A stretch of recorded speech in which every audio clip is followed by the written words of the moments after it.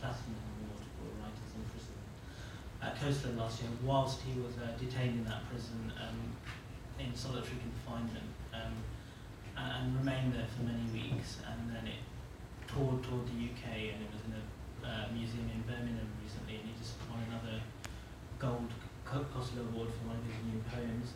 This is one of Dullah's prison poetry collections, which you can buy there for £2, which was composed in Long Latin. He composed another book in Long Latin shortly before being extradited, which will be released this year, and Gareth Pearce has agreed to write the introduction, who was his UK lawyer.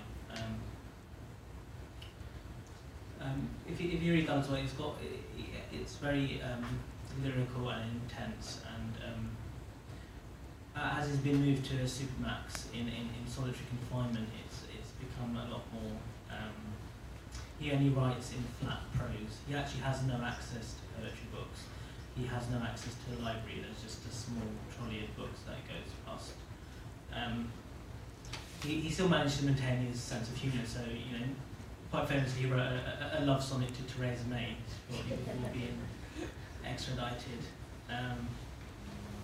The depressing thing is, at the Conservative Party conference this year, the very first thing Theresa May boasted about was, wasn't it great to say goodbye to those 4 others, not warranted in their name, and then being praised as a Liberal hero after saving Gary McKinnon, who had the same diagnosis and associated risks. And I'm very happy for the family because they're not going through the same nightmare as my family. If you want an idea of Dullah's literary pursuits and his home, I have to recommend this book by Victoria Britton, which has just been released, called Shadow Lives. And it gives a video. Many people ask, how is your mother? My father's here. My mum couldn't come because she has severe arthritis and has quite severe mobility problems. And that's another reason why she needed Dullah around the house. If you saw the trailer for the film, it says when you incarcerate someone, you also incarcerate all their loved ones.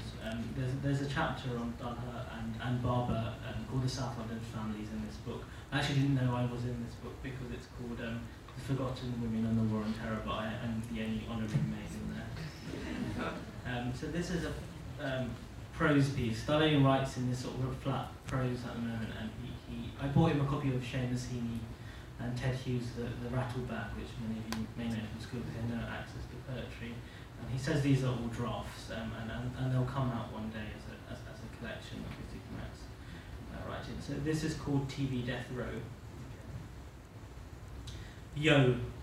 The universal call sign hollered behind the cell door. Yo. A reply with all the authenticity of a baseball cap worn backwards by an aging celebrity.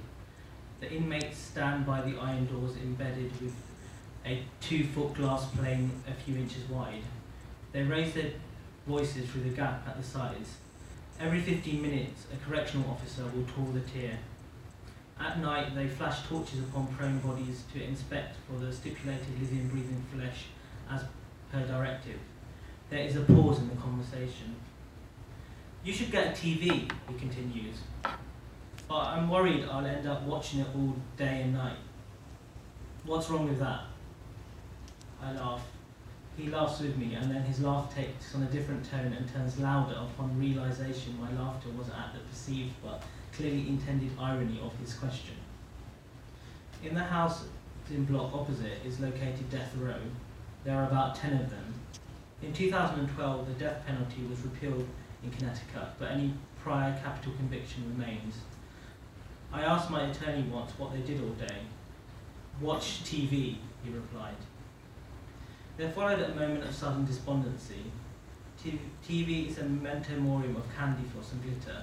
There are just bones with a temporary fix of salmon-toned, fresh skin. There are just skulls hidden under cheerleaders blonde. Behind the glass, beyond the pores and bones, another goldfish bowl of a cell. Dark, humid and pink if you sneak to peek. Amongst the whirring of blood, thoughts paced barefoot, bald and hands cuffed behind back. Between the two slits, a morsel descends, the darkness of an alimentary canal. Okay, I'll think about it, I said. I returned to another slither of window to a world, a cut unhealed upon a seal wall. The skeletons of autumn queue for the last rites, kept in line by an indifferent wire fence. A decision is made.